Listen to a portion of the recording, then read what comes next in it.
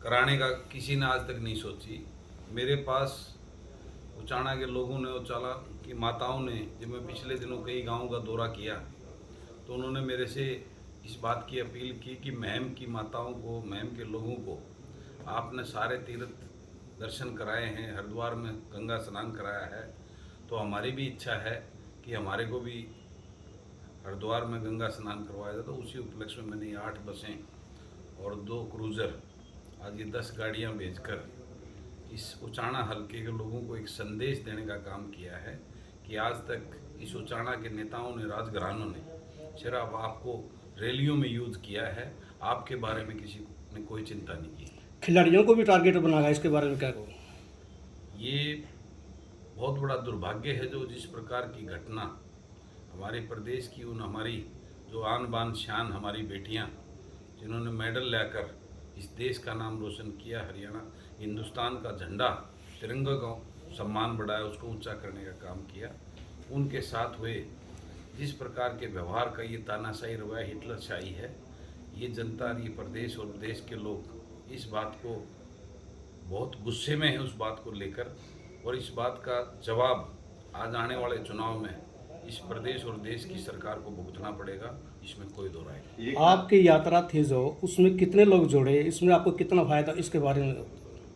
देखिए, मेरी यात्रा में प्रदेश के लोगों को जागृत करने के लिए मेरी यात्रा थी। मैं प्रदेश के लोगों को आज की लूट और झूठ की राजनीति से बाहर निकाल कर, ये राजघरानों की, जो नेताओं की, गुलामों की जो राजनीति है, उससे बाहर निकाल कर युवाओं को राजनीति में भागीदारी हो, पढ़े लिखे युवा राजनीति में आ गए हैं, इस उद्देश्य को लेकर मैंने जन जागृति यात्रा निकाली और उसी के ये परिणाम है।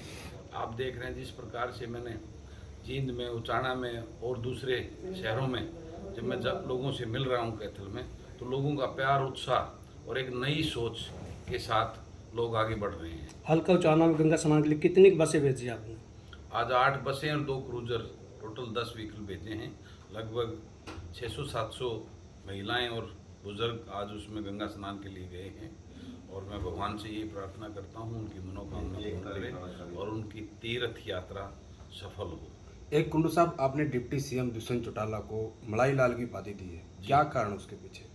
मलाई लाल तो सबको दिखता है, उन्होंने वोट ली थी इस प्रदेश के किसान को खुशहाल करने के लिए, इस प्रदेश के बेरोजगार जो आज बेरोजगारी में नंबर 1 है प्रदेश, उन बेरोजगारों को रोजगार देने के नाम पर, इस प्रदेश को आगे खुशहाल बनाने के नाम पर, इस प्रदेश में बैठी भाजपा सरकार को जमुना पार भेजने के नाम पर, और जिस प्रकार से प्रदेश के लोगों के साथ और विशेषकर उचाना के लोगों के साथ, उचाना के लोगों ने बीजेपी के खिलाफ वोट देकर उनको चुना था और वो यहाँ से जीतने के बाद जिस प्रकार से भाजपा की गोदी में बैठकर और मलाईदार महकमे लेकर उन्होंने कोई किसान को हितैषी का किसान कृषि विभाग नहीं लिया, उन्होंने इरिगेशन विभाग नहीं लिया, ताकि इरिगेशन उचाना के विशेषकर छात्र गांव के लोगों को जिन्होंने एक तरफा वोट दी थी, जिनकी डिमांड थी कि वहाँ हमारे यहाँ पानी आए, हमारे यहाँ नया रज भाई आए, उन्होंने वो इरिगेशन डिपार्टमेंट नहीं लिया कि उनके लिए वो रज भाया निकालते, उनके कृषि कल्याण के काम करते, उनके इरिगेशन के सिस्टम को जो किसान के लिए बहुत महत्वपूर्ण है उसको बढ़ाते। उन्होंने विभाग लिया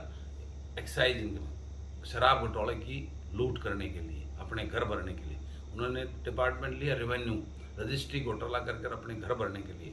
उन्होंने डिपार्टमेंट लिया इसका इंडस्ट्री का लूट मचाने के लिए। उन्होंने डिपार्टमेंट लिया पीडब्ल्यूडी का 8-10% कमीशन लेकर मोटे टेंडरों में कमीशन खाने के लिए।